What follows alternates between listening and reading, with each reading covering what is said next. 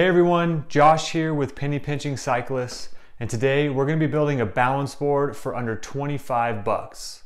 So stay tuned. Now this is a super simple project to make. It'll take you about 30 minutes and you need limited tools. So all you'll need for this project is a drill, tape measure, pencil, and a handsaw. So for starters, you're going to need some PVC pipe. Now I just went down to the hardware store and picked this up for just over $10. It was pre-cut to 24 inches, was exactly what I needed, and I opted for the 6-inch diameter PVC pipe. They also had a 4-inch diameter for about the same price, but I wanted something a little bit higher that can give me a little bit more of a challenge. So keep that in mind as you purchase your PVC pipe. You can go with the 4-inch and keep things a little bit closer to the ground for you. I especially recommend that if this is your first time and you're just trying this out. All right, now you need to construct the actual board that you'll be balancing on. And it's extremely simple to do because all it consists of is one board and 2 stops. And so whether you cut it or you have your local hardware store cut it, what you're gonna need to do is get a piece of plywood at least 5/8 thick and have them cut it 10 inches wide by 34 inches long. That's going to be your platform that you stand on while you're on the balance board.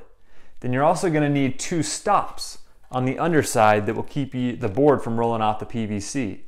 And these are just a little bit shorter than the actual board, so mine are 9 inches long, and these are just 1.5 by 1.5 inch blocks. You can use a 2x4, you can use the cutoff from your plywood and just stack that up so it gets to be about 1.5 inches high. Pretty much whatever you want to save money and do this on a budget. All you need is some type of stop on either end to keep the board from rolling off. And now here are some exercises that you can do with your balance board. As you can see here, you can just balance from side to side. This is great when you're first starting just to get a feel for it.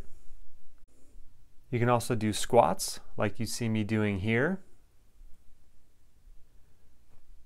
Another great thing to do is to hold that squat about halfway down as if you're in the attack position on the bike.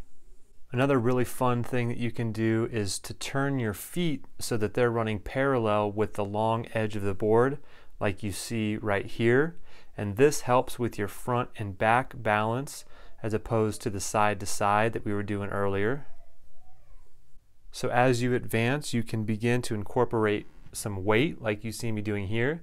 This is just a 25-pound plate that I'm moving forward and backwards from my chest as I squat down.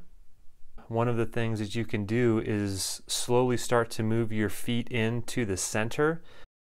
And so one of the benefits of this balance board is not just better balance in general, but specifically better balance on a bike, and especially better balance when it comes to track stands.